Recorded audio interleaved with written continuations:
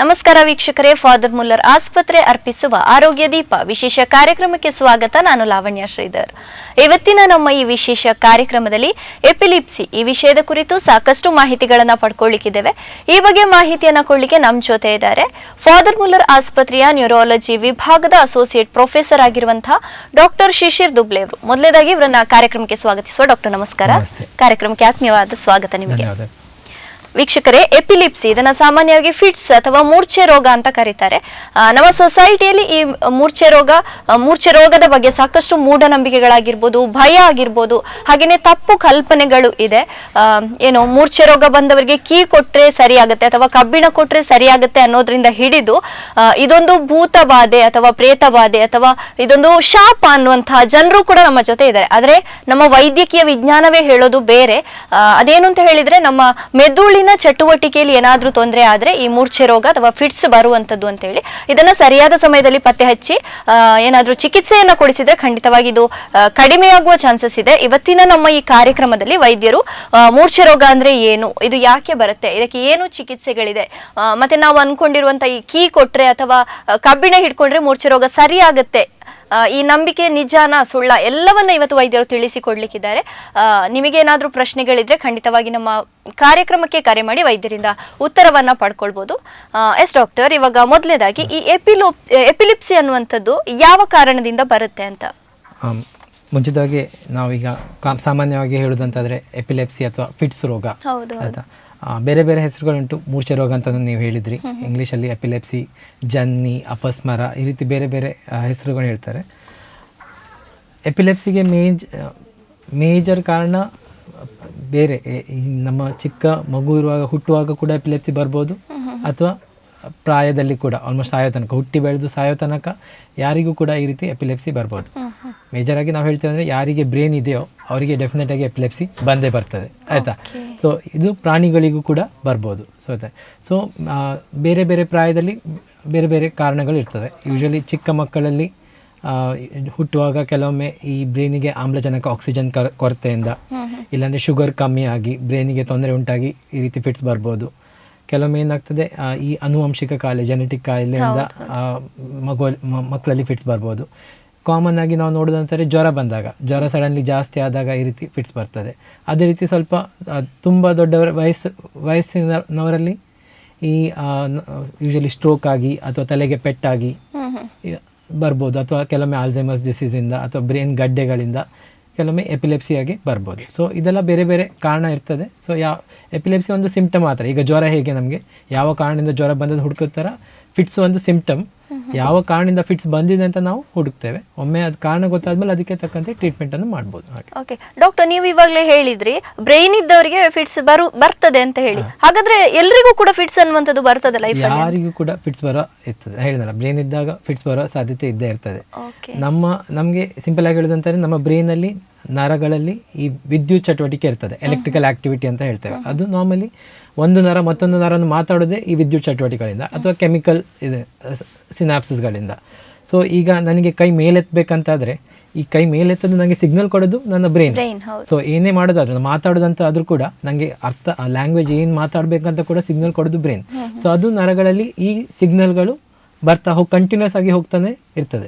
So ಇದರಲ್ಲಿ ಏನಾದ್ರು ಏರುಪೇರಾದಾಗ ಆಯ್ತಾ, ಈಗ ಮನೆಯಲ್ಲಿ ನಮ್ಮ ಸ್ವಿಚ್ ಬೋರ್ಡ್ ಉಂಟು, ಆ ವೈರ್ಗಳುಂಟು, ಅದರಲ್ಲಿ ಕೂಡ ಸೇಮ್ ಎಲೆಕ್ಟ್ರಿಕಲ್ ಆಕ್ಟಿವಿಟಿ ಹೋಗ್ತಾ ಇರ್ತದೆ. ಅಲ್ಲಿ ಶಾರ್ಟ್ ಸರ್ಕ್ಯೂಟ್ ಆದಾಗ ಹೇಗೆ ಲೈಟ್ ಹೋಗ್ತದೆ, ಅದೇ ರೀತಿ ಈ ನಮ್ಮ ಸಿನಾಪ್ಸ್ಗಳಲ್ಲಿ ಏನಾದ್ರು ಏರುಪೇರಾದಾಗ ನಮಗೆ ಹೊರಗೆ ಕಾಣಿಸ್ಕೊಳ್ಳೋದು ಫಿಟ್ಸ್ ಥರ ಆಯ್ತಾ. ಸೊ ಇದು ಬೇಸಿಕಲಿ ಇದೆ. ಸೊ ಬೇಸಿಕಲಿ ಯಾರಿಗೂ ಕೂಡ ಆಗ್ಬೋದು, ಆದರೆ ಒಮ್ಮೆ ಫಿಟ್ಸ್ ಬಂದ ಮೇಲೆ ಮತ್ತೊಂದು ಫಿಟ್ಸ್ ಬರೋ ಸಾಧ್ಯತೆ ಜಾಸ್ತಿ ಅಷ್ಟೇ. ಆದರೆ ಫಿಟ್ಸ್ ಬರೋ ರಿಸ್ಕ್ ಎಲ್ಲರಿಗೂ ಇದ್ದೇ ಇರ್ತದೆ, ಇಲ್ಲ ಅಂತ ಇಲ್ಲ. ಆದರೆ ಮೇಜರಾಗಿ ಒಮ್ಮೆ ಬಂದ ಮೇಲೆ ಬರುವ ಸಾಧ್ಯತೆ ಜಾಸ್ತಿ. ಬರೋರಿಗಂದರೆ ಈ ರೀತಿ ನಾ ಈಗ ಕಾರಣಗಳು ಹೇಳಿದೆ, ಚಿಕ್ಕ ಮಕ್ಕಳಲ್ಲಿ ಈ ರೀತಿ ಕಾರಣ, ದೊಡ್ಡವರಲ್ಲಿ. ಸೊ ಇದೆಲ್ಲ ಕಾರಣ ಇದ್ದಾಗ ರಿಸ್ಕ್ ಸ್ವಲ್ಪ ಜಾಸ್ತಿ ಇರ್ತದೆ ಅಷ್ಟೇ, ಇಲ್ಲಾಂದ್ರೆ ಯೂಶಲಿ ಏನಾಗೋದಿಲ್ಲ. ಓಕೆ ಡಾಕ್ಟರ್, ನೀವು ಹೇಳಿದ್ರಿ ನಮ್ಮ ಏನಾದ್ರೂ ನಾವು ಕೈಗ ಮೇಲೆ ಎತ್ತಬೇಕು ಅಂತ ಹೇಳಿದ್ರೆ ನಮಗೆ ಸಿಗ್ನಲ್ ಕೊಡೋದು ಬ್ರೈನ್ ಅಂತ ಹೇಳಿ.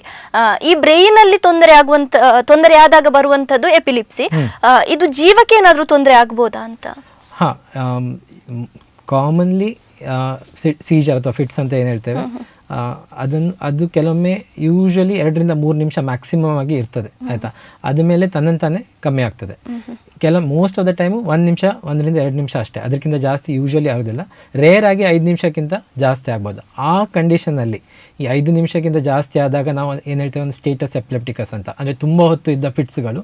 ಕೆಲವೊಮ್ಮೆ ಇದು ಬ್ರೈನಲ್ಲಿ ಕಂಟಿನ್ಯೂಸ್ ಆಗಿ ಈ ವಿದ್ಯುತ್ ಆಕ್ಟಿವಿಟಿಯಿಂದ ಬ್ರೈನಿಗೆ ತೊಂದರೆ ಆಗೋ ಸಾಧ್ಯತೆ ಇರ್ತದೆ ಒಂದು. ಎರಡನೇದು, ಕೆಲವೊಮ್ಮೆ ಈ ರೀತಿ ಫಿಟ್ಸ್ ಬಂದಾಗ ಏನಾಗ್ತದೆ, ನಾವು ಬೀಳ್ಬೋದು, ಬಿದ್ದಾಗ ನಮ್ಮ ತಲೆಗೆ ಪೆಟ್ಟಾಗ್ಬೋದು. ಸೊ ಅದರಿಂದ ಕೆಲವೊಮ್ಮೆ ಬಂದು ಜೀವಕ್ಕೆ ಅಪಾಯ ಆಗೋ ಸಾಧ್ಯತೆ ಇರ್ತದೆ. ಚಿಕ್ಕದಾಗಿ ಯೂಶಲಿ ಬರೋ ಸಾಧ್ಯತೆಗಳು ಕಮ್ಮಿ, ಆದರೆ ಮೇಜರ್ ಆಗಿ ಈ ರೀತಿ ದೊಡ್ಡದಾಗಿ ಬಂದರೆ ತುಂಬ ಹೊತ್ತಿದ್ದಾಗ ಅಥವಾ ಬಿದ್ದು ಪೆಟ್ಟಾದಾಗ ಆಗೋ ಸಾಧ್ಯತೆ ಉಂಟು. ಈಗ ರೀಸೆಂಟಾಗಿ ಒಂದು ಸೂಡೆಪ್ ಅಂತ ಉಂಟು, ಸಡನ್ ಅನ್ಎಕ್ಸ್ಪ್ಲೈನ್ ಡೆತ್ ಇನ್ ಎಪಿಲೆಪ್ಸಿ, ಇದೊಂದು ರೀಸೆಂಟಾಗಿ ಹೊರಬಂದಿದೆ. ಸೊ ಯೂಶಲಿ ಫಿಟ್ಸ್ ಕಂಟ್ರೋಲ್ ಇದ್ದವರಿಗೆ ಈ ರೀತಿ ಆಗೋ ಸಾಧ್ಯತೆಗಳು ತುಂಬ ಕಮ್ಮಿ. ಸೊ ಅಷ್ಟೇ. ಡಾಕ್ಟರ್, ಈಗ ಎಪಿಲಿಪ್ಸಿ ಬಂದಾಗ ಅಥವಾ ಮೂರ್ಛೆ ರೋಗ ಫಿಟ್ಸ್ ಬರುವ ಮೊದಲು ಆ ವ್ಯಕ್ತಿಗೆ ಗೊತ್ತಾಗುತ್ತೆ, ಏನಾದರೂ ಸಿಗ್ನಲ್ ಗೊತ್ತಾಗುತ್ತಾ ಅಂತ? ಅದೇ ಸೇಮ್. ಕೆಲವೊಬ್ಬರಿಗೆ ಈಗ ನಾ ಹೇಳಿದಾಗೆ ಎಲ್ಲಿಂದ ಫಿಟ್ಸ್ ಶುರು ಆಗುತ್ತೆ, ಈಗ ನಾನು ಹೇಳಿದಾಗ ಈಗ ಮಾತಾಡುವಾಗ ನನ್ನ ಮಾತಾಡೋ ಜಾಗ ಆಕ್ಟಿವೇಟ್ ಆಗ್ತದೆ, ಸೊ ಆವಾಗ ನಾನು ಮಾತಾಡ್ತೇನೆ. ಅದೇ ರೀತಿ ನನ್ನ ಕೈದು ಮೂವ್ಮೆಂಟ್ ಮಾಡುವಾಗ ನನ್ನ ಕೈದು ಮೂವ್ಮೆಂಟ್ ಮಾಡೋ ಜಾಗ ಆಕ್ಟಿವೇಟ್ ಅಂದರೆ ನನ್ನ ಕೈ ಮೇಲೆ ಬರ್ತದೆ. ಸೊ ಫಿಟ್ಸ್ ಯಾವ ಭಾಗದಿಂದ ಶುರು ಆಗ್ತದೆ, ಈಗ ನನ್ನ ಕೈದು ಭಾಗದಿಂದ ನನಗೆ ಫಿಟ್ಸ್ ಶುರು ಆದರೆ ನನಗೆ ಸ್ಟಾರ್ಟಿಂಗ್ ಸಿಂಪ್ಟಮು ಕೈಯಲ್ಲಿ ಶುರು ಆಗ್ತದೆ, ಅರ್ಥ ಆಯ್ತಲ್ಲ. ಅದ್ರ ನಂತರ ಮೇ ಬಿ ಒಂದು ಸೈಡಿಂದ ಮತ್ತೊಂದು ಸೈಡಿಗೆ ಹೋದಾಗ ಅದು ದೊಡ್ಡದಾಗಿ, ನಾವು ಎಲ್ಲರೂ ಯೂಶಲಿ ಟಿವಿಯಲ್ಲಿ ನೋಡ್ತೇವೆ, ಕೈ ಕಾಲು ಶೇಕ್ ಆಗೋದು, ಬೀಳೋದು, ಬಾಯಿಂದ ನೊರೆ ಬರೋದು, ಹಲ್ಲು ಕಚ್ಕೊಳ್ಳೋದು, ಕಣ್ಮೇಲೆ ಹೋಗೋದು, ಮೂತ್ರ ಮಾಡ್ಕೊಳ್ಳೋದು, ಇದೆಲ್ಲ ದೊಡ್ಡ ಫಿಟ್ಸ್. ಇದೆಲ್ಲರಿಗೂ ಗೊತ್ತು, ಇದನ್ನು ಯಾರು ಹೇಳಬೇಕಂತಲ್ಲ, ಇದು ಫಿಟ್ಸ್ ಅನ್ನು ಇಲ್ಲ ಅಂತ ಹೇಳಿದರೆ ಎಲ್ಲ ನನ್ನ ನಗುವರು, ಬಟ್ ಅದೆಲ್ಲರಿಗೂ ಗೊತ್ತು. ಬಟ್ ಈ ಕೆಲವೊಮ್ಮೆ ಚಿಕ್ಕ ಟೈಪ್ ಇದು ಫಿಟ್ಸ್ ಇರ್ತದೆ, ನಾವು ಫೋಕಲ್ ಎಪಿಲೆಪ್ಸಿ ಅಂತ ಹೇಳ್ತೇವೆ, ಅದು ಕೆಲವೊಮ್ಮೆ ಗುರುತಿಸ್ಕೊಳ್ಳಿಕ್ಕೆ ಸ್ವಲ್ಪ ಕಷ್ಟ ಆಗ್ಬೋದು, ಆಯಿತಾ. ಅದೇ ರೀತಿಯ ಪೇಷಂಟ್ ನೋಡಿ ಸ್ವಲ್ಪ ಮೇ ಬಿ ನಮಗೆ ಸ್ವಲ್ಪ ಈಸಿ ಆಗ್ಬೋದು, ಬಟ್ ಅದರ್ವೈಸ್ ಕೆಲವೊಮ್ಮೆ ಜಸ್ಟ್ ನಮ್ಮ ಎಚ್ಚರಿಕೆ ಇರುವ ಜಾಗದಲ್ಲಿ ಫಿಟ್ಸ್ ಶುರು ಆದರೆ ಆವಾಗ ಸ್ವಲ್ಪ ಅರಿವಳಿಕೆ ಕಳ್ಕೊಳ್ಳೋದು, ಸುಮ್ಮನೆ ಪದೇ ಪದೇ ಕೈಯನ್ನು ಮುಟ್ಕೊಳ್ಳೋದು, ಬ್ಲ್ಯಾಂಕ್ ಸ್ಟೇರ್ ಕೊಡೋದು, ಸ್ಟಕ್ ಆಗೋದು, ಕೆಲವೊಮ್ಮೆ ಸಡನ್ ಆಗಿ ಬಿದ್ದು ಹೇಳ್ತೇವೆ, ಆಯಿತಾ. ಕೆಲವೊಬ್ಬರಿಗೆ ಈ ತಲೆ ತಿರುಗೋದಾಗಿ ಶುರುವಾಗಿ ಅಥವಾ ಕಣ್ಣಿನ ಜಾಗದಲ್ಲಿ ಶುರುವಾದ ಕಣ್ಣಿಗೆ ಏನೆಲ್ಲ ಕಾಣೋದು, ಇದೆಲ್ಲ ಎಪಿಲೆಪ್ಸಿಯ ಒಂದು ಸಿಂಪ್ಟಮ್ ಆಗಿ ಸ್ಟಾರ್ಟ್ ಆಗ್ಬೋದು. ಸೊ ಈ ರೀತಿ ಇರ್ತದೆ. ಡಾಕ್ಟರ್, ಈಗ ಮುಖ್ಯವಾದದ್ದು ಎಲ್ಲರೂ ಕೂಡ ಅನ್ಕೊಳ್ಳೋದು, ಈಗ ಪಬ್ಲಿಕ್ ಪ್ಲೇಸ್ ಅಲ್ಲಿ ಯಾರಿಗಾದ್ರೂ ಫಿಟ್ಸ್ ಬಂತು ಅಂತ ಆದ್ರೆ ಕೀ ಕೊಡಿ ಅಥವಾ ಕಬ್ಬಿಣ ಕೊಡಿ ಸರಿ ಆಗ್ತದೆ ಅನ್ನುವಂಥದ್ದು, ಇದು ಸರಿನಾ, ಇದು ಹೌದಾ ಅಂತ? ಓಕೆ, ನಾನು ಹೇಳಿದಾಗ 90% ಆಫ್ ದ ಫಿಟ್ಸ್ 1-2 ನಿಮಿಷದೊಳಗೆ ತನ್ನಂತಾನೆ ಕಮ್ಮಿ ಆಗ್ತದೆ, ಆಯಿತಾ. ಸೊ ಯಾರಿಗಾದ್ರೂ ಪಬ್ಲಿಕ್ ಪ್ಲೇಸಲ್ಲಿ ಯಾರಿಗಾದ್ರೂ ಫಿಟ್ಸ್ ಬಂತು ಅಂತ ಅಂದ್ಕೊಳ್ಳಿ, ಅವ್ರು ಕೆಳಗೆ ಬಿದ್ದಿರ್ತಾರೆ, ಶೇಕ್ ಆಗ್ತಾ ಇರ್ತಾರೆ, ಕೈ ಕಾಲು ಮೂಮೆಂಟ್ ಆಗ್ತಾ ಇರ್ತಾರೆ. ಆ ಟೈಮಲ್ಲಿ ಜನರು ಹುಡುಕಿ ಬಂದು ಆ ಕೀ ತಂದು ಕೈಯಲ್ಲಿ ಕೊಡೋಷ್ಟಲ್ಲ ಆ ಟೈಮ್ ಆಗಿರ್ತದೆ. ಸೊ ಕೀ ಕೊಟ್ಟಾಗ ಅದು ಸ್ಟಾಪ್ ಆಗ್ತದೆ. So basically it's not because of the key, ಆ ಫಿಟ್ಸ್ ಆ 1-2 ನಿಮಿಷದಲ್ಲಿ ತನ್ನಂತಾನೆ ಸ್ಟಾಪ್ ಆಗೋ ಸಾಧ್ಯತೆ ಇದ್ದೇ ಇರ್ತದೆ. ನೀವು ಕೀ ಕೊಟ್ಟರು ಕೊಡಲಿಲ್ಲ ಅಂದರೂ ಕೂಡ ಫಿಟ್ಸ್ ನಿಲ್ತದೆ. ಸೊ ಅದರಿಂದ ಅಲ್ಲ. ಸೊ ಮೇನಾಗಿ ನಾವು ಫಿಟ್ಸ್ ಕೀ ಕೊಡಬಾರ್ದಂತ ಅಲ್ಲ, ಬಟ್ ಕೀ ಕೊಟ್ಟಾಗ ಕೆಲವೊಮ್ಮೆ ಆ ಮೂಮೆಂಟಲ್ಲಿ ಅವರ ಕೈಯಲ್ಲಿ ಅವ್ರು ತಮ್ಮನ್ನೇ ಇಂಜೂರ್ ಮಾಡ್ಬೋದು ಅಥವಾ ಬೇರೆಯವರನ್ನು ಇಂಜೂರ್ ಆಗ್ಬೋದು, ಆಯಿತಾ. ಸೊ ಅದರಿಂದ ಅವರಿಗೆ ತೊಂದರೆ ಆಗ್ಬೋದು. ಸಡನ್ಲಿ ಮೂವ್ಮೆಂಟ್ ಮಾಡುವಾಗ ನಮ್ಮ ಮುಖಕ್ಕೆ ಏನಾರು ತಾಗಿದ್ರೆ ಮತ್ತು ಆ ಕೀಯಿಂದ ನಮ್ಮ ಮುಖ ಪರ್ಚ್ಕೊಳ್ಳೋದು, ಇಲ್ಲಾಂದರೆ ಉಸಿರಾಟಕ್ಕೆ ತೊಂದರೆ ಬರೋದು, ಅಥವಾ ಕೆಲವೊಮ್ಮೆ ಬಾಯಲ್ಲಿ ಏನಾದ್ರು ಹಾಕ್ತಾರೆ. ಸೊ ಬಾಯಲ್ಲಿ ಹಾಕುವಾಗ ನಮ್ಮ ಅಲ್ಲಿ ಸ್ಟಕ್ ಆಗಿ ಮತ್ತು ಉಸಿರಾಡಲಿಕ್ಕೆ ತೊಂದರೆ ಆಗಿ ಸೊ ವ್ಯಕ್ತಿಗೆ ತೊಂದರೆ ಜಾಸ್ತಿ. ಸೊ ಅದರಿಂದ ಕೀ ಮತ್ತು ಬಾಯಲ್ಲಿ ಏನಾದ್ರು ತುರ್ಸೋದು ಯೂಶಲಿ ಮಾಡಿ ಏನು ಪ್ರಯೋಜನ ಇಲ್ಲ. ಮೇಜರ್ ಆಗಿ ಈ ರೀತಿ ಆದಾಗ ನಾವು ನೋಡ್ಕೊಳ್ಳೋದು ಏನಂತಂದರೆ, ಅವರನ್ನು ಸೇಫ್ ಪ್ಲೇಸಲ್ಲಿ ಇಟ್ಕೊಂಡು ಅಕ್ಕಪಕ್ಕ ಏನಾದ್ರೆ ಶಾರ್ಪ್ ಆಬ್ಜೆಕ್ಟ್ಸ್ ಇದೆ ಅದನ್ನು ದೂರ ಇಟ್ಟು ಸ್ವಲ್ಪ ಸೈಡಿಗೆ ಮಲಗಿಸಿ, ಆಯಿತಾ. ಸೊ ದಟ್ ಏನೋ ನೊರೆಲ್ಲ ಕೆಳಗೆ ಬಂದು ಅದು ಮೇಕ್ ಶೂರ್ ಸ್ವಲ್ಪ ಗಾಳಿ ಬರುವಂಥ ಜಾಗದಲ್ಲಿ ಇಟ್ಟರೆ ಆಯಿತು. ಮತ್ತು ಇಮಿಡಿಯೇಟಾಗಿ ಆಂಬ್ಯುಲೆನ್ಸಿಗೆ ಕಾಲ್ ಮಾಡಿ ಅಥವಾ ಸೊ ಇದನ್ನು ಮೇನ್ ಮಾಡಬೇಕಾಗಿ ಬರ್ತದೆ. ಇಲ್ಲಾಂದ್ರೆ ಫಸ್ಟ್ ಏಡ್ ಆಗಿ ಮೇಲೆ ಇಮಿಡಿಯೇಟ್ಲಿ ಹಾಸ್ಪಿಟಲ್ಗೆ ಶಿಫ್ಟ್ ಮಾಡ್ಬೋದು, ಯೂಶಲಿ 5 ನಿಮಿಷಕ್ಕಿಂತ ಮೇಲೆ ಬಂದರೆ. ಇಲ್ಲಾಂದ್ರೆ ಅವ್ರಿಗೆ ಜಸ್ಟ್ ಸೇಫ್ಟಿ ಜಾಗದಲ್ಲಿ ಇಟ್ಟು ಸ್ವಲ್ಪ ಸೈಡಲ್ಲಿ ಮಲಗಿಸಿದ್ರೆ ಅಷ್ಟು ಮೇಜರ್ ಆಗಿ ಸಾಕು. ಕೀ ಕೊಡುವಂಥದ್ದು, ಕೀ ಕೊಟ್ಟರೆ ಸರಿ ಆಗ್ತದೆ. ಯೂಶಲಿ ಫಿಟ್ಸ್ ತನ್ನಂತಾನೆ ಕಮ್ಮಿ ಆಗ್ತದೆ, ರೇರ್ಲಿ ಜಾಸ್ತಿ ಆಗ್ಬೋದು, but otherwise most of the time ಕಮ್ಮಿ ಆಗೋದ್ರಿಂದ ಕೀ ಕೊಟ್ಟು ಯೂಶಲಿ ಏನು ಪ್ರಯೋಜನ ಇಲ್ಲ. ಓಕೆ ಡಾಕ್ಟರ್, ಇವಾಗ ಈ ಎಪಿಲಿಪ್ಸಿ ಎಲ್ಲದಕ್ಕೂ ಏನು ಚಿಕಿತ್ಸೆಗಳು ಇರ್ತದೆ, ಈ ಎಪಿಲಿಪ್ಸಿಯನ್ನು ಸಂಪೂರ್ಣವಾಗಿ ಗುಣಪಡಿಸಲಿಕ್ಕೆ ಏನಾದರೂ ಚಿಕಿತ್ಸೆಗಳು ಇದೆಯಾ ಅಂತ? ಎಪಿಲೆಪ್ಸಿಗೆ ಹಲವಾರು ಬಗೆಯ ಚಿಕಿತ್ಸೆಗಳುಂಟು, ಆಯಿತಾ. ಕಾಮನ್ ಆಗಿ ನಾವು ಹೇಳೋದಂತಾದರೆ ಮೆಡಿಟೇಷನ್, ಮದ್ದು, ಟ್ಯಾಬ್ಲೆಟ್ಸ್. ಓಕೆ, ಸೊ ಅದೊಂದು 25-30 ಟೈಪಿದು ಟ್ಯಾಬ್ಲೆಟ್ಸ್ಗಳುಂಟು. ಅದು ಯಾವ ಟೈಪಿದು ಫಿಟ್ಸ್ ಅಂತ ನಾವು ಡಿಸೈಡ್ ಮಾಡಿ, ನಾನೀಗ ಹೇಳಿದಾಗೆ ದೊಡ್ಡ ಫಿಟ್ಸ್ ಎಲ್ಲರಿಗೂ ಗೊತ್ತು, ಆಯಿತಾ. ಕೆಲವೊಬ್ಬರಿಗೆ ಜಸ್ಟ್ ಸ್ಟಕ್ ಆಗೋದುಂಟು, ಬ್ಲ್ಯಾಂಕ್ ಸ್ಟೇರ್, ಆಬ್ಸೆನ್ಸ್ ಎಪಿಲೆಪ್ಸಿ ಅಂತ ಹೇಳ್ತಾರೆ. ಸೊ ಯಾವ ಟೈಪಿದು ವಿಧ ಎಪಿಲೆಪ್ಸಿಯಲ್ಲಿ ಯಾವ ಟೈಪಿದು ಎಪಿಲೆಪ್ಸಿ ಅಂತ ನೋಡಿ ಮತ್ತು ಅದಕ್ಕೆ ತಕ್ಕಂತೆ ನಾವು ಮದ್ದುಗಳನ್ನು ಕೊಡ್ತೇವೆ. ಯೂಶಲಿ ಮದ್ದಲ್ಲಿ 70-80% ಆಫ್ ಟೈಮ್ ಎಪಿಲೆಪ್ಸಿ ಕಂಟ್ರೋಲಿಗೆ ಬರ್ತದೆ. ಸೊ ಮತ್ತು ಅದು ಕರೆಕ್ಟಾಗಿ ತೊಗೊಂಡ್ರೆ ಫಿಟ್ಸ್ ಕೂಡ ನಿಯಂತ್ರಣ ಬರ್ತದೆ ಮತ್ತು ನಾರ್ಮಲ್ ಲೈಫನ್ನು ಕೂಡ ಆಗ್ತದೆ. ಕೆಲವೊಬ್ಬರಲ್ಲಿ ಈ ಮದ್ದಿನಿಂದ ಕಂಟ್ರೋಲ್ ಬರಲಿಲ್ಲ ಅಂತ ಆದರೆ ಅವರಲ್ಲಿ ಕೆಲವೊಂದು ಬೇರೆ ಟೈಪಿದು ಟ್ರೀಟ್ಮೆಂಟ್ಗಳು, ಎಪಿಲೆಪ್ಸಿ ಸರ್ಜರಿಗಳು ಯೂಶ್ವಲಿ ಶಸ್ತ್ರಚಿಕಿತ್ಸೆ ಉಂಟು, ಯಾವ ಟೈಪ್ ಅದು ಅಂತ ನೋಡಲಿಕ್ಕೆ. ಮತ್ತು ಕೆಲವೊಮ್ಮೆ ಒಂದು ಹೊರಗಿನಿಂದ ನಾನ್ ಇನ್ವೇಸಿವ್ ಅಂತ ಒಂದು ವೇಗಲ್ ನೋ ಸ್ಟಿಮ್ಯುಲೇಷನ್ ಅಥವಾ ರೆಸ್ಪಾನ್ಸಿವ್ ನೋ ಸ್ಟಿಮ್ಯುಲೇಷನ್ನು. ಸೊ ಇದೆಲ್ಲ ಬೇರೆ ಟೈಪ್ ಇದು. ಸೊ ಯಾವ ಫಿಟ್ಸ್ ಬರದಂತೆ ನೋಡ್ಕೊಳ್ಳಿಕ್ಕೆ ಇದೆ. ಓಕೆ, ಸಂಪೂರ್ಣವಾಗಿ ಗುಣ ಆಗುತ್ತೆ ಯೂಶಲಿ ಮದ್ದಲ್ಲಿ ಕರೆಕ್ಟಾಗಿ ತಗೊಂಡ್ರೆ ನಿಯಂತ್ರಣ ಬರ್ತದೆ. ಕೆಲವೊಬ್ಬರಿಗೆ ಆಗದೇ ಇದ್ದವರಲ್ಲಿ ನಾವು ಈ ರೀತಿ ಶಸ್ತ್ರಚಿಕಿತ್ಸೆ ಮುಖಾಂತರ ಕಂಪ್ಲೀಟಾಗಿ ಗುಣಪಡಿಸಲಿಕ್ಕೆ ನಾವು ನೋಡ್ತೇವೆ. ಡಾಕ್ಟರ್, ಇವಾಗ ಎಪಿಲಿಪ್ಸಿ ಬರದ ಹಾಗೆ ಯಾವ ರೀತಿ ಮುನ್ನೆಚ್ಚರಿಕೆಯಿಂದ ಇರ್ಬೋದು ಅಂತ? ಹಾಂ, ಎಪಿಲೆಪ್ಸಿ ಕೆಲವೊಬ್ಬರಿಗೆ ಸಮ್ದು ಟ್ರಿಗರಿಂಗ್ ಫ್ಯಾಕ್ಟರ್ಸ್ ಇರ್ತದೆ ಆಯಿತಾ. ಈಗ ನೀವು ಫಸ್ಟ್ ಕ್ವಶನ್ ಕೇಳಿದಾಗೆ ವಾರ್ನಿಂಗ್ ಏನಾರು ಇರ್ತದಂತ, ಅದೇ ರೀತಿ ಕೆಲವೊಬ್ಬರಿಗೆ ಟ್ರಿಗರಿಂಗ್ ಇರ್ತದೆ, ಎಸ್ಪೆಷಲಿ ನಿದ್ದೆ ಕಮ್ಮಿ ಆದಾಗ.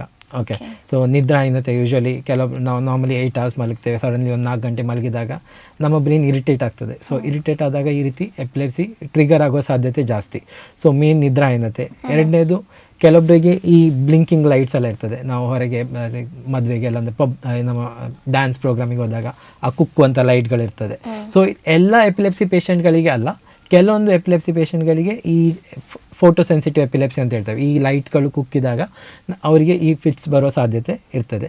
ಕೆಲವೊಮ್ಮೆ ಸ್ಕ್ರೀನ್ ಟೈಮ್ ಜಾಸ್ತಿ ನೋಡುವಾಗ, ಸೊ ಅದರಿಂದ ಕೂಡ ಆಗುವ ಸಾಧ್ಯತೆ ಉಂಟು. ರೇರ್ ಆಗಿ ಅಂತ ಕೆಲವೊಮ್ಮೆ ಬಿಸಿ ನೀರು ಸ್ನಾನ ಮಾಡುವಾಗ ಕೆಲವೊಬ್ಬರಿಗೆ ಬಿಸಿ ನೀರಿಂದ ಎಪಿಲೆಪ್ಸಿ ಅಂತ ಬರ್ತದೆ. ಇದೆಲ್ಲ ರಿಫ್ಲೆಕ್ಸ್ ಎಪಿಲೆಪ್ಸಿ.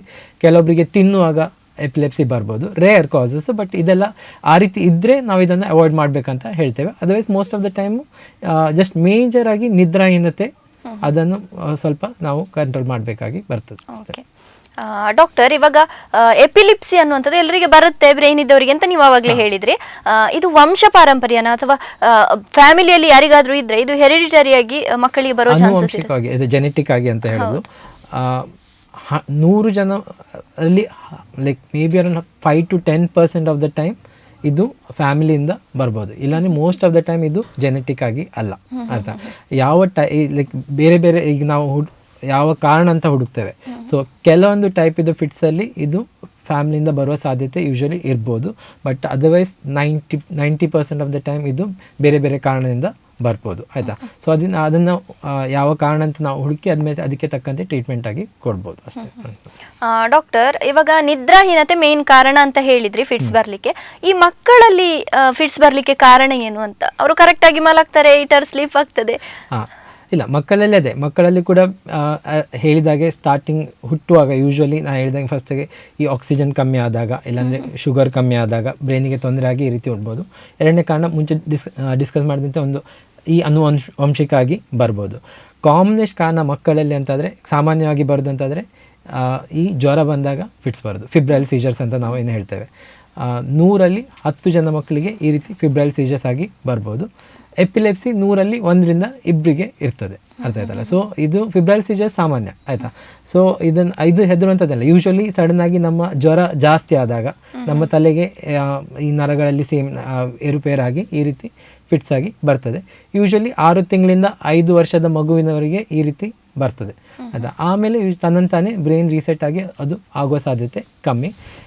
ಇದ್ರ ಬಗ್ಗೆ ಏನು ಚಿಂತೆ ಇಲ್ಲ. ಮೇಯ್ನಾಗಿ ಈ ರೀತಿ ಆದಾಗ ಮೇನ್ ಜ್ವರವನ್ನು ಕಮ್ಮಿ ಮಾಡಲಿಕ್ಕೆ ನಾವು ಪ್ರಯತ್ನ ಪಡಬೇಕು. ಮಕ್ಕಳಲ್ಲಿ ಜ್ವರ ಬರೋದು ಸಾಮಾನ್ಯ, ಯಾವುದೇ ಶಾಲೆಗೆ ಹೋಗ್ತಾರೆ, ಇನ್ಫೆಕ್ಷನ್ ಆಗ್ತದೆ, ಮತ್ತು ಹೊರಗೆ ಆಟ ಆಡ್ತಾ ಇರ್ತಾರೆ. ಸೊ ಅದರಿಂದ ಸೊ ಮೇಯ್ನಾಗಿ ಇನ್ಫೆಕ್ಷನ್ ಎಲ್ಲ ಇರುವಾಗ ಅವರಿಗೆ ಸ್ವಲ್ಪ ಜ್ವರ ಬರೋ ಸಾಧ್ಯತೆ. ಸೊ ಅದನ್ನು ನಾವು ಕಂಟ್ರೋಲ್ ಮಾಡಬೇಕಾಗಿ ಬರ್ತದೆ ಅಷ್ಟೇ. ಮತ್ತು ಅದೇ, ಸೊ ಇದು ಮೇಜರ್ ಕಾರಣ. ಕೆಲವೊಮ್ಮೆ ರೇರಾಗಿ ಬ್ರೈನಲ್ಲಿ ಗಡ್ಡೆಯಿಂದ ಆಯಿತಾ, ಅಥವಾ ನಮ್ಮ ಹುಟ್ಟುವಾಗ ನಮ್ಮ ಬ್ರೈನಿದು ಬೆಳವಣಿಗೆ ಸರಿ ಆಗಿಲ್ಲ ಅಂದರೆ ಸೊ ಅದರಿಂದ ಮಕ್ಕಳಲ್ಲಿ ಕೆಲವೊಮ್ಮೆ ಫಿಟ್ಸ್ ಬರ್ಬೋದು. ಸೊ ಇದು ಸಾಮಾನ್ಯ ಕಾರಣಗಳು. ಡಾಕ್ಟರ್, ಹಾಗಾದ್ರೆ ಈ ಜ್ವರ ಬಂದಾಗ ಬರುವ ಫಿಟ್ಸ್ ಮತ್ತೆ ಎಪಿಲಿಪ್ಸಿ ಬೇರೆ ಬೇರೆ, ಅದರ ಮಧ್ಯದಲ್ಲಿ ವ್ಯತ್ಯಾಸ ಇದೆಯಾ? ಈಗ ಮುಂಚೆ ನಾವು ಡಿಸ್ಕಸ್ ಮಾಡಿ, ಎಪಿಲೆಪ್ಸಿ ಬೇರೆ, ಫಿಟ್ಸ್ ಬೇರೆ. ಈ ಫಿಟ್ಸ್ ಅಂದರೆ ನಮ್ಮ ಬ್ರೈನಲ್ಲಿ ಸಡನ್ನಾಗಿ ಎಂತಾರೆ ಚಟುವಟಿಕೆ ಆದಾಗ ನಮಗೆ ಹೊರಗೆ ಕಾಣೋಕೆ ಫಸ್ಟ್ ಟೈಮ್ ಬರೋದು, ಅದನ್ನು ಫಿಟ್ಸ್ ಅನ್ನು ಹೇಳ್ತೇವೆ. ಫಿಟ್ಸಿಗೆ ಬೇರೆ ಕಾರಣ ಆಗ್ಬೋದು. ಕೆಲವೊಮ್ಮೆ ಉಪ್ಪಿನಂಶ ಕಮ್ಮಿ ಆದಾಗ, ಉಪ್ಪಿನಂಶ ಜಾಸ್ತಿ ಆದಾಗ, ಶುಗರ್ ಕಮ್ಮಿ ಆದಾಗ, ಶುಗರ್ ಜಾಸ್ತಿ ಆದಾಗ ಆಯಿತಾ, ಮದ್ಯಪಾನ ಸೇವಿಸಿ ಜಾಸ್ತಿ ಮದ್ಯಪಾನ ಸೇವಿಸಿದಾಗ ಕೆಲವೊಮ್ಮೆ ಬರ್ಬೋದು, ಅಥವಾ ಮದ್ಯಪಾನ ತುಂಬ ಕುಡಿಯೋರು ಬಿಟ್ಟಾಗ ಬರ್ಬೋದು. ಸೊ ಇದೆಲ್ಲ ಸಿಂಪ್ಟಮ್ಯಾಟಿಕ್ ಸೀಜರ್ಸ್. ಇದೆಲ್ಲ ಸಡನ್ನಾಗಿ ಈ ಶುಗರ್ ಇದು ಏರುಪೇರಾಗಿ ಅಥವಾ ಸೋಡಿಯಂ ಏರುಪೇರಾಗಿ ಫಿಟ್ಸ್, ಇದನ್ನು ನಾವು ಎಪಿಲೆಪ್ಸಿ ಅಂತ ಕರೆದಿಲ್ಲ. ಇವರಲ್ಲಿ ಮತ್ತೆ ಬರೋ ಫಿಟ್ಸಿನ ಸಾಧ್ಯತೆ ತುಂಬ ಕಮ್ಮಿ. ಯಾರಲ್ಲಿ ಪದೇ ಪದೇ ಫಿಟ್ಸ್ ಬರ್ತಾ ಇರ್ತದಲ್ಲ ಅವರಿಗೆ ನಾವು ಎಪಿಲೆಪ್ಟಿಕ್ ಅಂತ ಹೇಳ್ತೇವೆ ಆಯ್ತಾ. ಸೊ ಒಂದೇ ಸಲ ಬಂದವರನ್ನು ಜಸ್ಟ್ ಸೀಜರ್ ಅಥವಾ ಫಿಟ್ಸ್ ಬಂದಿದೆ ಅಂತ ಪದೇ ಪದೇ ಬಂದಾಗ ನಾವು ಅದನ್ನು ಎಪಿಲೆಪ್ಸಿ ಅಂತ ಹೇಳ್ತೇವೆ. ಈ ಮಕ್ಕಳಲ್ಲಿ ಈ ಫಿಬ್ರೈಲ್ ಸೀಜರು ಜ್ವರದಿಂದ ಬರೋದು. ಸೊ ಇದು ಒಮ್ಮೆ ಜ್ವರ ಬರೋದು ಕಮ್ಮಿ ಆದಾಗ, ಒಮ್ಮೆ ಅವರ ಬ್ರೈನಿದ್ದು ಡೆವಲಪ್ಮೆಂಟ್ ಮೆಚುರೇಷನ್ ಆದಾಗ, ಸೊ ಇದು ಯೂಶ್ವಲಿ ನಾರ್ಮಲ್ ಆಗಿ ಬರ್ತದೆ. ಸೊ ಇದನ್ನು ನಾವು ಎಪಿಲೆಪ್ಸಿ ಅಂತ ಹೇಳೋದಿಲ್ಲ.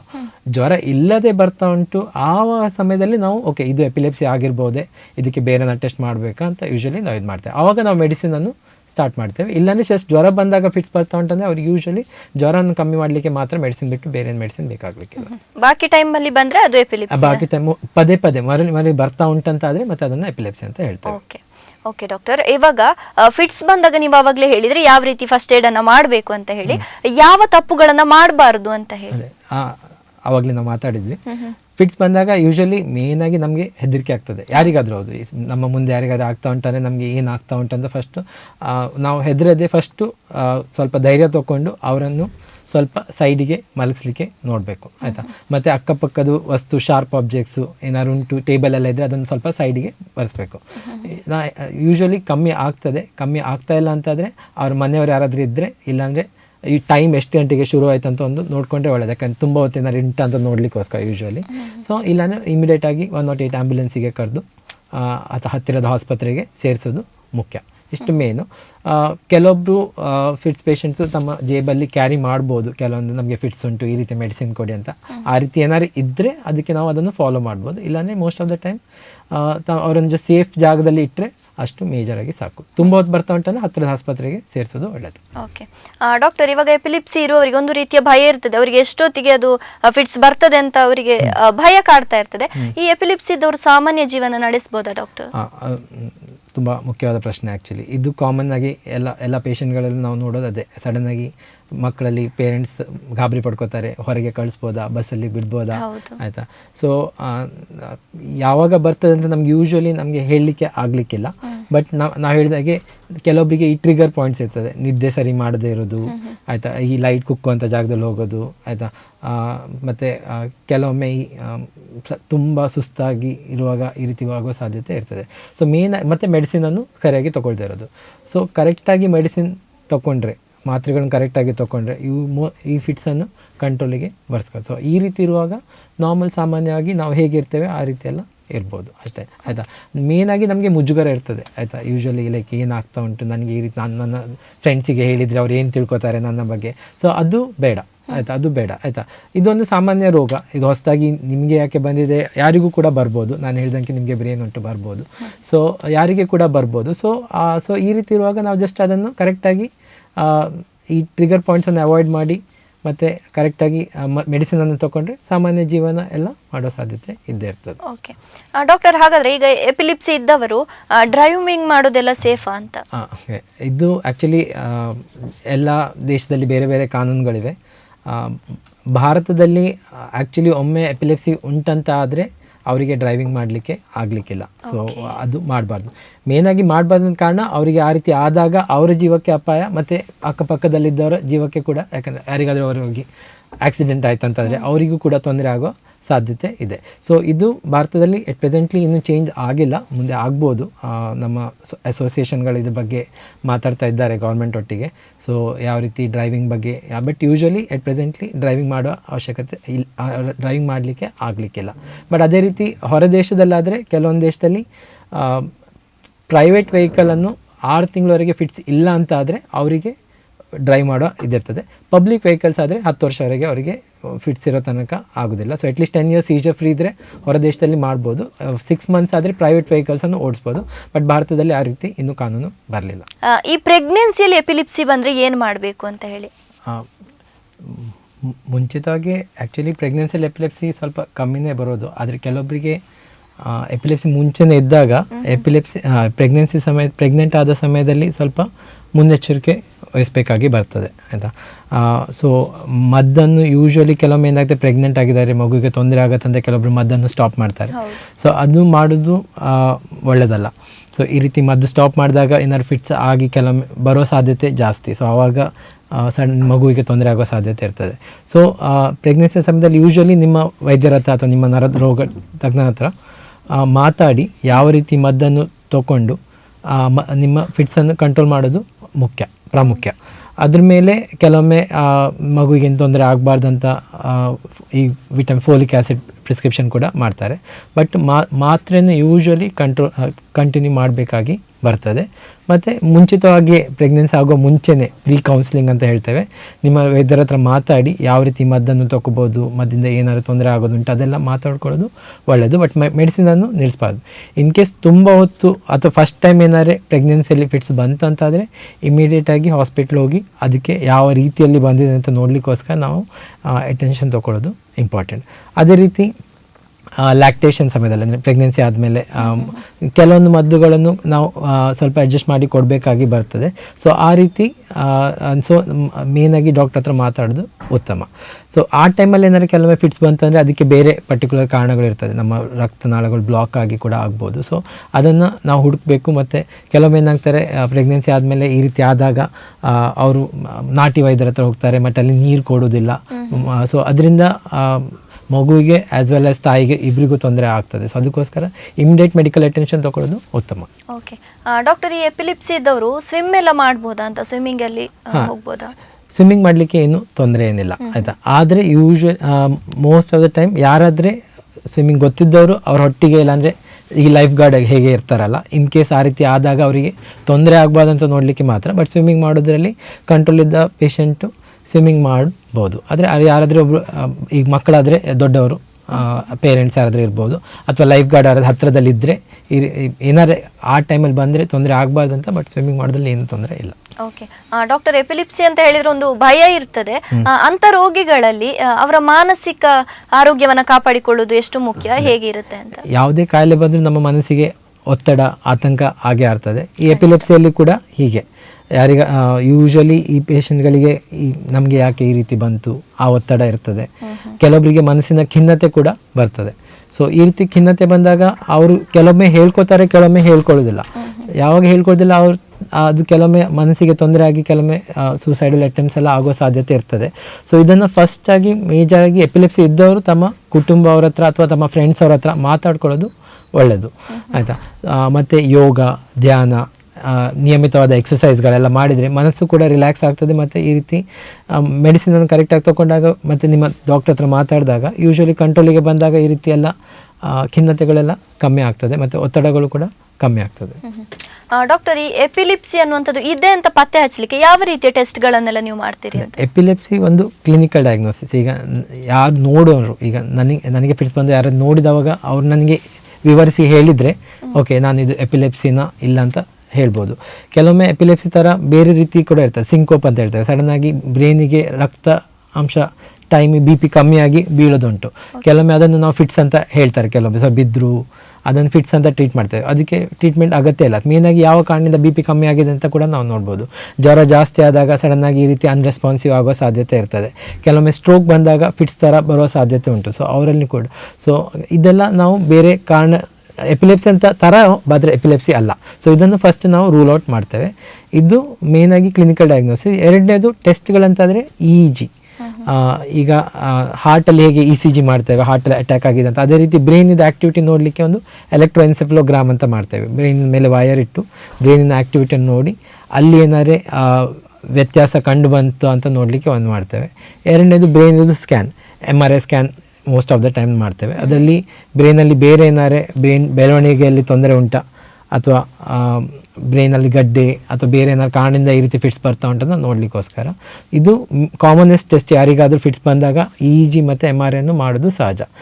ರೇರ್ ಆಗಿ ಕೆಲವೊಮ್ಮೆ ಯಾರಲ್ಲಿ ಎಪಿಲೆಪ್ಸಿ ಫಿಟ್ಸ್ ಕಂಟ್ರೋಲಲ್ಲಿ ಬರ್ತಾ ಇಲ್ಲ ಅವರಿಗೆ ಕೆಲವೊಮ್ಮೆ ಪೆಟ್ ಸ್ಕ್ಯಾನು ಅಥವಾ ಫರ್ದರ್ MEG ಅಥವಾ ವಿಡಿಯೋ EG ಅಂತ ಟೆಸ್ಟ್ಗಳನ್ನು ಕೂಡ ನಾವು ಮಾಡ್ತೇವೆ. ಓಕೆ ಡಾಕ್ಟರ್, ಈ ಎಪಿಲಿಪ್ಸಿ ರೋಗಿಗಳಿಗೆ ಟ್ರೀಟ್ಮೆಂಟ್ ಅನ್ನುವಂಥದ್ದನ್ನು ಕೊಡ್ತೀರಲ್ಲ, ಅದು ಲೈಫ್ ಲಾಂಗಾ ಅಥವಾ ಟ್ಯಾಬ್ಲೆಟ್ಸ್ಗಳನ್ನು ಅವ್ರು ಎಷ್ಟು ಟೈಮ್ ತಗೊಳ್ಬೇಕು ಅಂತ? ಇದು ಕೂಡ ಇಂಪಾರ್ಟೆಂಟ್ ಕ್ವಶನ್. ಎಪಿಲೆಪ್ಸಿಯಲ್ಲಿ ಟ್ರೀಟ್ಮೆಂಟ್ ಮದ್ದು ಯೂಶ್ವಲಿ ಡಿಪೆಂಡಿಂಗ್ ಆನ್ ದ ಯಾವ ಟೈಪಲ್ಲಿ ಉಂಟಂತ. ಯೂಶ್ವಲಿ MRI ನಾರ್ಮಲ್ ಉಂಟು, EEG ನಾರ್ಮಲ್ ಇದೆ. ಸೊ ಯೂಶ್ವಲಿ 2 ರಿಂದ 3 ವರ್ಷ ತನಕ ಇವರಲ್ಲಿ ನಾವು ಮದ್ದನ್ನು ಕೊಟ್ಟು ನೋಡ್ತೇವೆ. ಇದು ಮಾತ್ರ ಅಲ್ಲ, ಕೆಲವೊಮ್ಮೆ ಯಾವ ಟೈಪ್ ಇದೆ ಎಪಿಲೆಪ್ಸಿ ಮೇಲೆ, ಲೈಕ್ ಆಬ್ಸೆನ್ಸ್ ಎಪಿಲೆಪ್ಸಿ ಅಥವಾ ಟೈಪ್ ಆಫ್ ಫೋಕಲ್ ಎಪಿಲೆಪ್ಸಿ ಅಥವಾ ಜನರಲೈಸ್ ಎಪಿಲೆಪ್ಸಿ ನೋಡಿಕೊಂಡು ಆ ಟೈಪನ್ನು ನಾವು ಡಿಸೈಡ್ ಮಾಡಿ ಅವರಿಗೆ ಇಷ್ಟು ವರ್ಷ ಮದ್ದಂತ ಕೊಡ್ತೇವೆ. ಕೆಲವೊಬ್ಬರಿಗೆ 2-3 ವರ್ಷ, ಮೇಜರಾಗಿ 5 ವರ್ಷ ತನಕ ಕೊಡಲಿಕ್ಕೆ ಉಂಟು. ಮೋಸ್ಟ್ ಆಫ್ ದ ಟೈಮು ಇದರಲ್ಲೇ ಕಂಟ್ರೋಲ್ ಆಗಿ ಬರ್ತದೆ. ಕೆಲವೊಮ್ಮೆ ಈ ಮದ್ದು ನಿಲ್ಲಿಸಾಗ ಕೆಲವೊಮ್ಮೆ ರಿಪೀಟ್ ಆಗಿ ಬಂತು ಅಂತ ಆದರೆ ಕೆಲವೊಮ್ಮೆ ಸ್ವಲ್ಪ ಲಾಂಗರ್ ಟೈಮ್ ಕೊಡಬೇಕಾಗಿ ಬರ್ಬೋದು ಅಷ್ಟೇ. ಆದರೆ ಫಿಟ್ಸ್ ಇವು ಹೇಳಿದಾಗೆ 70% 80% ಆಫ್ ದ ಟೈಮು ಮದ್ದಲ್ಲಿ ನಿಯಂತ್ರಣ ಬರ್ತದೆ, ಕರೆಕ್ಟಾಗಿ ಮದ್ದನ್ನು ತಗೊಂಡ್ರೆ. ಓಕೆ ಡಾಕ್ಟರ್, ಕರೆಕ್ಟಾಗಿ ಮದ್ದನ್ನು ತಗೊಳ್ಬೇಕು ಅಂತ ಹೇಳಿದ್ರೆ ಎಷ್ಟು ಮುಖ್ಯ ಡಾಕ್ಟರ್? ಈಗ ಕೆಲವರು 1 ವಾರ ಮದ್ದು ತಗೊಳ್ತಾರೆ, 1 ತಿಂಗಳು ತಗೊಳ್ತಾರೆ, ಕಡಿಮೆ ಆಯಿತು ಅಂತ ಹೇಳಿ ನಿಲ್ಲಿಸಿ ಬಿಡ್ತಾರೆ. ರೆಗ್ಯುಲರ್ ಆಗಿ ತಗೊಳ್ಳುವಂಥದ್ದು ಎಷ್ಟು ಮುಖ್ಯ ಅಂತ? ರೆಗ್ಯುಲರ್ ತಗೊಳ್ಳೋದು ವೆರಿ ಮುಖ್ಯ. ಅಂತ ಹೇಳಿದಾಗ ಈ ಮದ್ದು ನಮ್ಮ ಈ ಹೊರಗೆ ಬರುವ ವಿದ್ಯುತ್ ಆಕ್ಟಿವಿಟಿಯನ್ನು ನಿಲ್ಲಿಸಲಿಕ್ಕೆ ಮಾತ್ರ, ಅರ್ಥ ಆಯ್ತಲ್ಲ? ಈಗ ಸೊ ಹುಲಿ ಉಂಟು, ಹುಲಿ ಹೊರಗೆ ಬರ್ತಾ ಉಂಟು, ಅದನ್ನು ಕೇಜಲ್ಲಿ ಇಡ್ತಾರೆ. ಸೊ ಕೇಜ್ ಇರೋ ತನಕ ಹುಲಿ ನಮ್ಮನ್ನು ಬಂದು ಅಟ್ಯಾಕ್ ಮಾಡೋದಿಲ್ಲ. ಅದೇ ರೀತಿ ಮದ್ದು ತಗೊಳ್ಳೋ ತನಕ ಈ ವಿದ್ಯುತ್ ಚಟುವಟಿಕೆ ಅಥವಾ ಈ ಫಿಟ್ಸ್ ನಮ್ಮ ಬ್ರೈನಲ್ಲಿ ಟ್ರಿಗರ್ ಆಗ್ತಾ ಉಂಟು, ಅದು ಹೊರಗೆ ಬರೋದಿಲ್ಲ. ಸೊ ಅದು ಹತೋಟಿಯಲ್ಲಿ ಇಟ್ಕೊಳ್ತದೆ.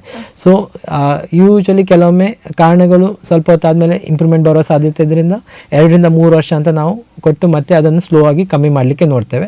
ಅದಕ್ಕೆ ಮುಂಚೆ ನಾವು ರಿಪೀಟಾಗಿ EG ಮಾಡ್ತೇವೆ, MRI ಮಾಡ್ತೇವೆ, 2 ನಾರ್ಮಲ್ ಉಂಟು ಅಂತ ಆದರೆ ನಮಗೆ ಮದ್ದು ಕಮ್ಮಿ ಮಾಡಲಿಕ್ಕೆ ಈಸಿ ಆಗ್ತದೆ.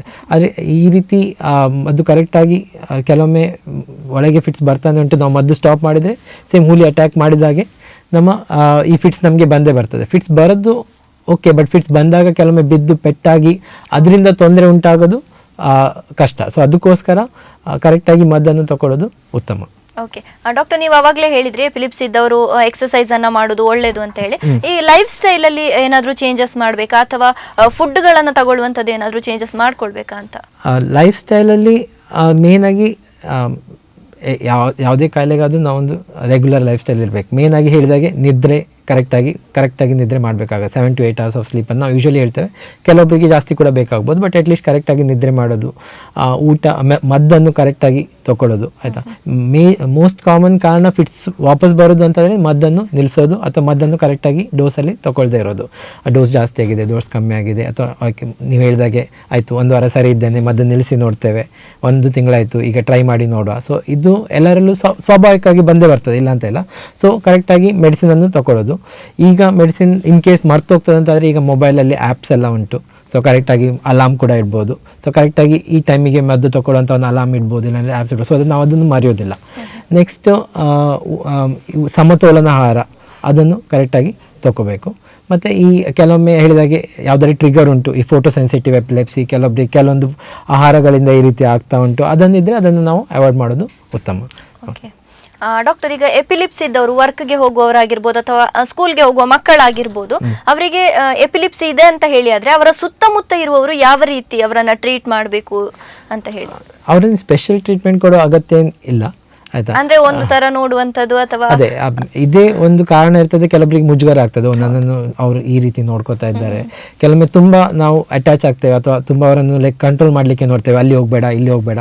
ಸೊ ಇದು ಕೂಡ ಅವರಿಗೆ ಸ್ವಲ್ಪ ಆ ಫ್ರೀಡಮ್ ಕೂಡ ಇರೋದಿಲ್ಲ ಅಂತ ಇರ್ಬೋದು. ಸೊ ಬಟ್ ಅದರ್ವೈಸ್ ಜಸ್ಟ್ ನಮ್ಮ ಕರೆಕ್ಟಾಗಿ ನಿದ್ರೆ, ಊಟ, ಸಮತೋಲನ ಆಹಾರ, ರೆಗ್ಯುಲರ್ ಎಕ್ಸಸೈಸಸ್ ಇಷ್ಟು ಮಾಡಿದರೆ ಮತ್ತು ಕರೆಕ್ಟಾಗಿ ಮದ್ದು ತಗೊಂಡ್ರೆ most of the time fits ಕಂಟ್ರೋಲಿಗೆ ಬರ್ತದೆ.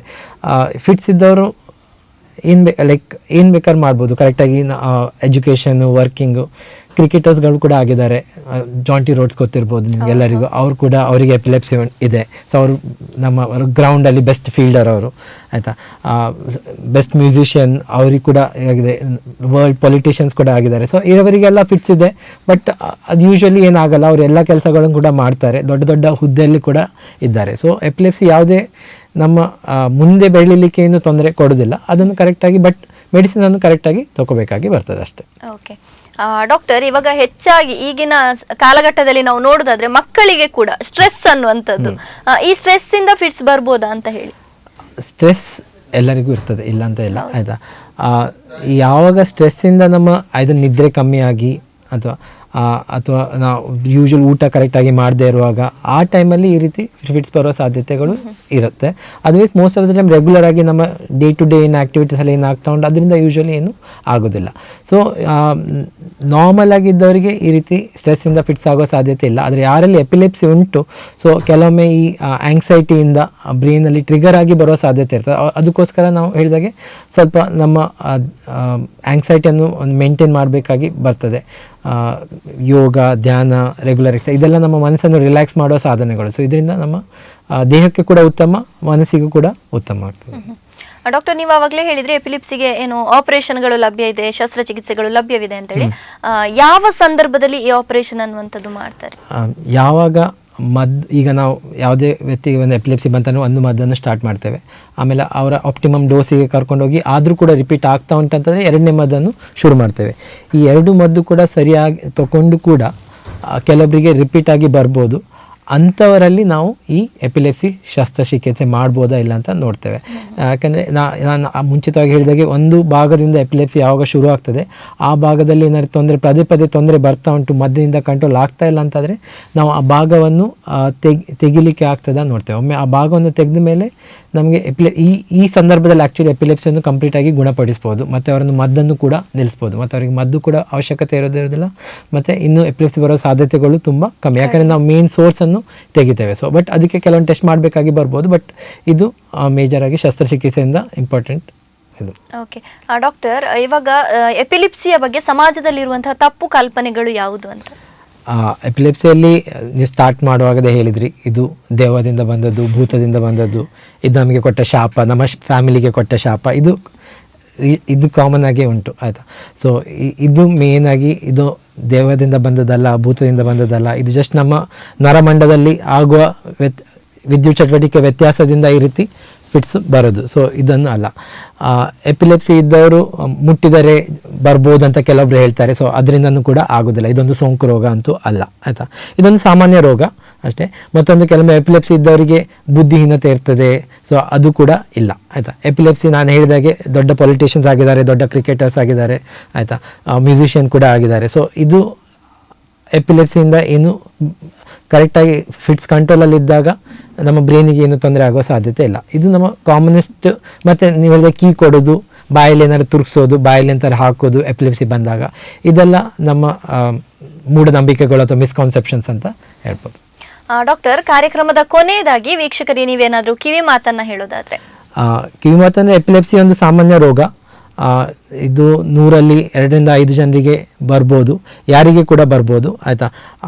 ಅವರನ್ನು ಬಂದವರನ್ನು ದೂರ ಇಡೋದು ಅಥವಾ ಅನ್ಟಚಬಿಲಿಟಿ ಥರ ಅವರಿಗೆ ಉಂಟು, ಈ ರೀತಿ ತೊಂದರೆ ಉಂಟು, ಅದರಿಂದ ಬೇರೆಯವರಿಗೆ ಬರ್ತದೆ. ಸೊ ಎಪಿಲೆಪ್ಸಿ ಇದ್ದವರು, ಎಪಿಲೆಪ್ಸಿ ಮಕ್ಕಳು ಶಾಲೆಗೆ ಹೋಗ್ಬೋದು, ಶಾಲೆಯಲ್ಲಿ ಒಳ್ಳೆ ಮಾರ್ಕ್ಸ್ ತೆಗಿತಾರೆ, ಒಳ್ಳೆ ಹುದ್ದೆಯಲ್ಲಿ ಕೂಡ ಅವರು ಕೆಲಸ ಮಾಡ್ತಾರೆ, ಮದುವೆ ಆಗ್ಬೋದು, ಮದುವೆ ಆಗಿ ಮಕ್ಕಳಾಗ್ಬೋದು, ಅವರಿಗೆ ಕೂಡ ಮಕ್ಕಳಾಗ್ಬೋದು. ಸೊ ಎಪಿಲೆಪ್ಸಿಯಿಂದ ಬೇರೆ ಏನೂ ತೊಂದರೆ ಆಗೋದಿಲ್ಲ. ಮೇಜರಾಗಿ ನೋಡ್ಕೊಂಡ್ರೆ ಎಪಿಲೆಪ್ಸಿ ಇದ್ದವರು ಕರೆಕ್ಟಾಗಿ ಯಾವ ಕಾರಣದಿಂದ ಈ ರೀತಿ ಎಪಿಲೆಪ್ಸಿ ಬಂದಿದೆ ಅಂತ ಒಂದು ಹುಡುಕಬೇಕು ಮತ್ತು ಅದಕ್ಕೆ ತಕ್ಕಂತೆ ಕರೆಕ್ಟಾದ ಮೆಡಿಸಿನ್ಸ್ಗಳನ್ನು ತಗೊಂಡು ಕಂಟ್ರೋಲಲ್ಲಿ ಮಾಡ್ಬೋದು, ಆಯಿತಾ. ಎಪಿಲೆಪ್ಸಿ ತುಂಬ ಹೊತ್ತು ಬಂದರೆ ಅವರಿಗೊಂದು ಸೇಫ್ ಪೊಸಿಷನಲ್ಲಿ ಇಟ್ಟು ಸೈಡಿಗೆ ಮಲಗಿಸಿ, ಆಯಿತಾ, ಹತ್ತಿರದ ಏನಾದರೆ ಶಾರ್ಪ್ ಆಬ್ಜೆಕ್ಟ್ಸನ್ನು ದೂರ ಇಟ್ಟು, ತುಂಬ ಹೊತ್ತು ಬರ್ತಾ ಉಂಟಂದರೆ ಹತ್ತಿರದ ಆಸ್ಪತ್ರೆಗೆ ಅಥವಾ ಆ್ಯಂಬುಲೆನ್ಸನ್ನು ಕಾಲ್ ಮಾಡಿ ಅವರನ್ನು ಶಿಫ್ಟ್ ಮಾಡೋದು ಇಷ್ಟು ಮುಖ್ಯ. ಓಕೆ ಡಾಕ್ಟರ್, ಇಷ್ಟೊತ್ತು ನಮ್ಮ ಜೊತೆಗಿದ್ದು ಎಪಿಲಿಪ್ಸಿಯ ಬಗ್ಗೆ ಸಾಕಷ್ಟು ಮಾಹಿತಿಯನ್ನು ಬಹಳ ಚೆನ್ನಾಗಿ ಹೇಳಿದರೆ ನಿಮಗೆ ಧನ್ಯವಾದಗಳು. Thank you. ವೀಕ್ಷಕರೇ, ನೀವು ಕೂಡ ಸಾಕಷ್ಟು ಮಾಹಿತಿಗಳನ್ನ ಪಡ್ಕೊಂಡ್ರಿ ಅಂತ ಅನ್ಕೊಳ್ತೇವೆ. ಡಾಕ್ಟರ್ ಹೇಳಿದ್ರು ಎಪಿಲಿಪ್ಸಿ ಬಂದ್ರೆ ಖಂಡಿತವಾಗಿ ಭಯ ಪಡುವಂತ ಅಗತ್ಯ ಇಲ್ಲ, ಮತ್ತೆ ಫಸ್ಟ್ ಏಡ್ ಅನ್ನ ಯಾವ ರೀತಿ ಮಾಡಬಹುದು ಅಂತ ಹೇಳಿದ್ರು. ಅಂಡ್ ಮೂಢನಂಬಿಕೆಗಳು, ನಮ್ಮಲ್ಲಿರುವಂತಹ ಮೂಢನಂಬಿಕೆಗಳ ಬಗ್ಗೆ ಕೂಡ ಹೇಳಿದ್ರು. ದಯವಿಟ್ಟು ಎಪಿಲಿಪ್ಸಿ ಇರುವ ರೋಗಿಗಳನ್ನ ನೀವೊಂದು ಸ್ಪೆಷಲ್ ಆಗಿ ಟ್ರೀಟ್ ಮಾಡೋದು ಬೇಡ ಅಂತ ಕೂಡ ಅವರೇ ಹೇಳಿದ್ರು. ಸೊ ಮುಂದಿನ ವಾರ ಇನ್ನೊಂದು ವಿಚಾರದ ಜೊತೆ ಬರ್ತೀವಿ. ಇದಾಗಿತ್ತು ಈ ಹೊತ್ತಿನ ವಿಶೇಷ. ನಿರಂತರ ಸುದ್ದಿ ಹಾಗೂ ಮನರಂಜನೆಗಾಗಿ ನೋಡ್ತಾ ಇರಿ ದೈಜಿವಲ್ 24x7.